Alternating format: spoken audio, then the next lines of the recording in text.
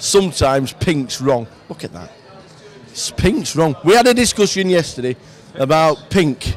And now I says to John, the pit boss, pink is right.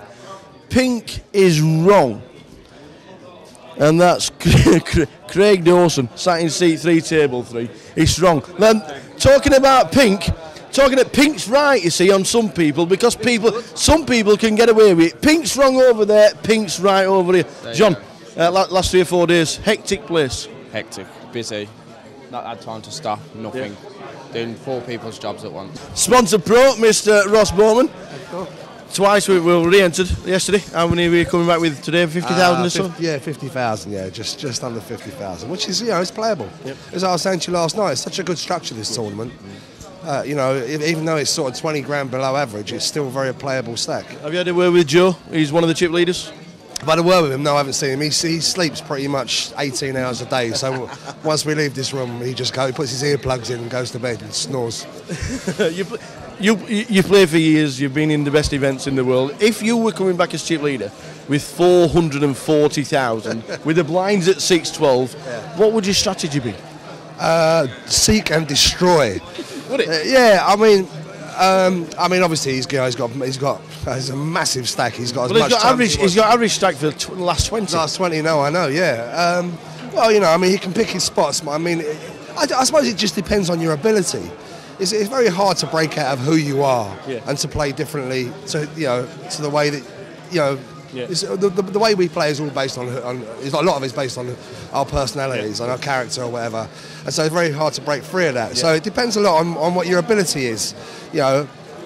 Most young players these days, if they've got a stack like that, they are just going to keep pushing and pushing and pushing, and that is probably the best strategy. But you've got to know how to play that way. You've got to understand the game. I've not seen the scene plan, but I don't know if you're sat on his table. Would you try and attack him if you were sat on his table? Would I try and attack him? Yeah. Well, I don't even know who he is, to be honest with you. But I haven't seen him play. I know he won some massive pots. He did, 20 minutes flop quads twice. Things happen like that all the time online. Yeah, against Housen. Yeah, I know. Yeah. So I can't say how I would play him. I wouldn't. But if we were just talking about generally about somebody with a huge stack, with my stack of 50,000. No, I probably wouldn't go after them. Right. No, I don't, because I don't have the kind of chips that would really make an impression on his stack that would really hurt him in any way. So I wouldn't look to tangle with him. Yeah. Well, we're just about to start. Good luck. Thank you very much. Cheers, Ross. Cheers, mate. Ciao. Cheers later. Carl, we've got a dirty stack already. How many chips are we coming back with? I've got 52,000. So I think that's just over what I paid for in this tournament.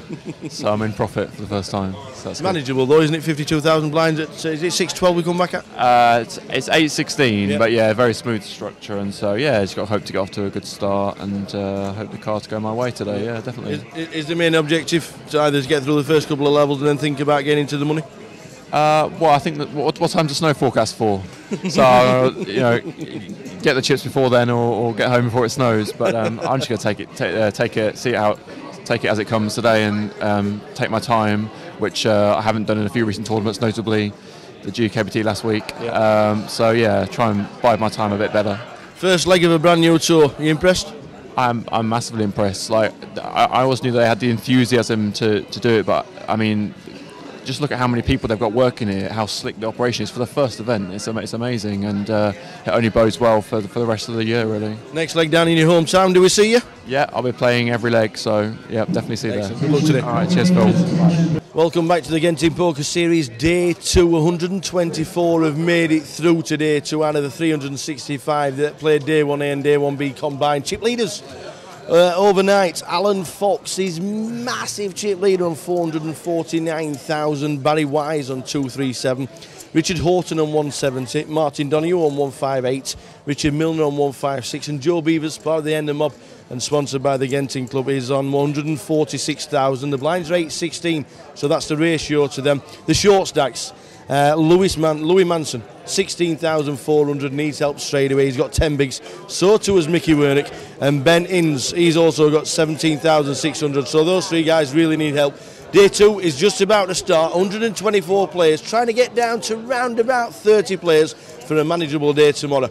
How's it going to pan out? Well, watch all the action as it unfolds here on day 2. When you want to run the best competition in the world, and be the best of the best, you have to employ the best dealers. If not, you get people like this involved.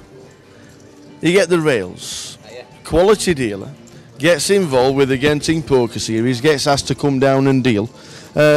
You've been quite excited about dealing. You play all the time, but you got quite excited, haven't you? I know, for once, I don't know why either. I don't know, it sticks. I think it's just a new T-shirt. It might be.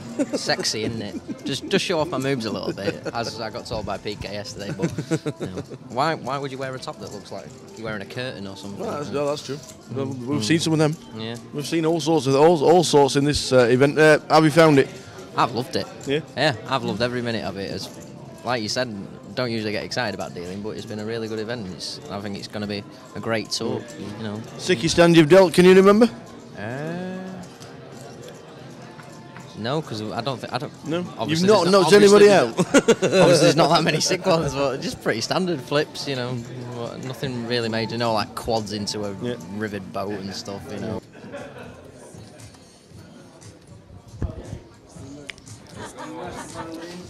Happy birthday to you. Happy birthday to you. Happy birthday, dear Caroline the Mouth, and everything else that everybody else calls you.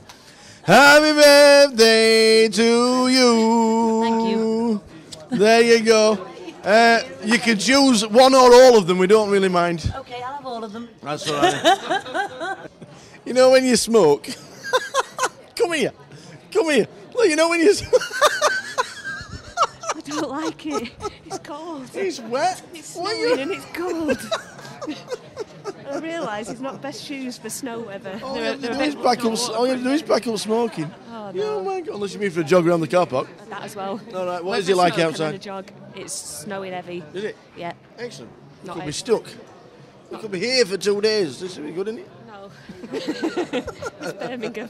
Go on, then. First 4 levels, what's happened? Very good. It's been a very good first 4 levels. Came back with just under 50k and was up to 140 pretty quickly and on about 160.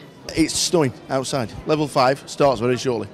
That name, the most unfortunate person in the Star City Casino, Fran Curti, has been eliminated on the bubble. He's gone out in 46th place. There's 45 players left. Alan Fox, who was chip leader because this guy's now chip leader. The Mad to well, you're not in the hand. No. What a day, man! What a day! What a call, eh? Tell us a big hand where you started jumping around and we saw you doing loop-to-loops and throwing snowballs and everything. I know, I had 9, 10 of hearts. Yep. I came 10, ace, king, 2 hearts. And he only bet 12,000 before the flop and he jumped it all in 230. I had about 400,000. Yeah. So I thought that's a big bet, you know. I thought if I win this, if I hit my flush or 10 or even 9, Yeah. I could be a massive chip leader. I could win the tournament. So I thought about a long time. I thought if I lose it, I'll still got about 190. I can still make the chips back again to the normal, you know, which I can play.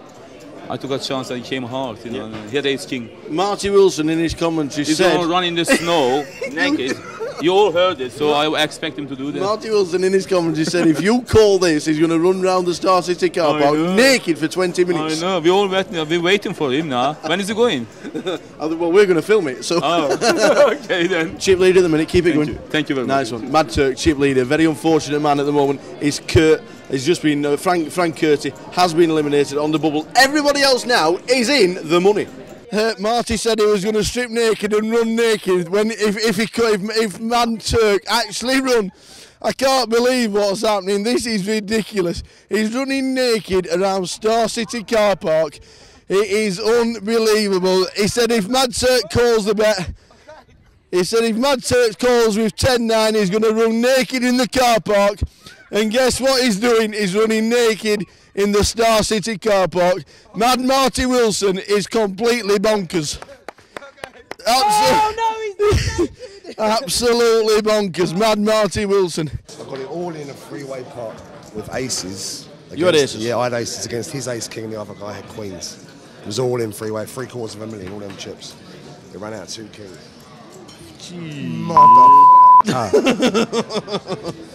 Wow, so that's why we're down to 30,000 and shoving. Down to, yeah. Wow, man.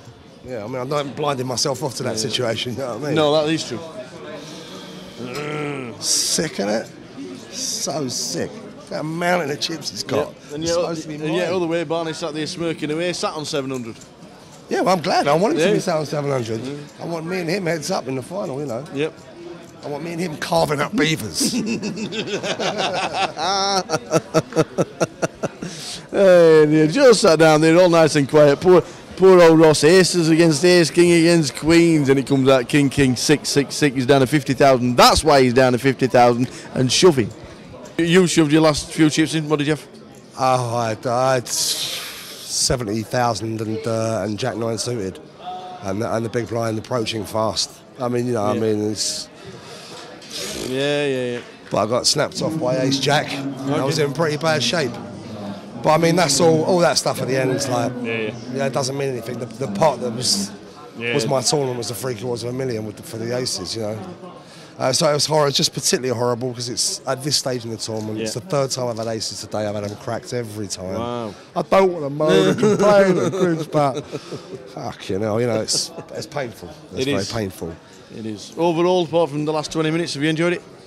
Yeah, it's been fantastic. Yeah, I mean, it's, you know, I said all along, and I maintain it's a fantastic tournament, an excellent structure, and it's you know it's reachable for you know for your ordinary, for your average player. You know, it's not 2.5 grand, 5 grand, 10 grand. It's you know it's. And we're down in your neck of the woods in Chinatown. Here we come.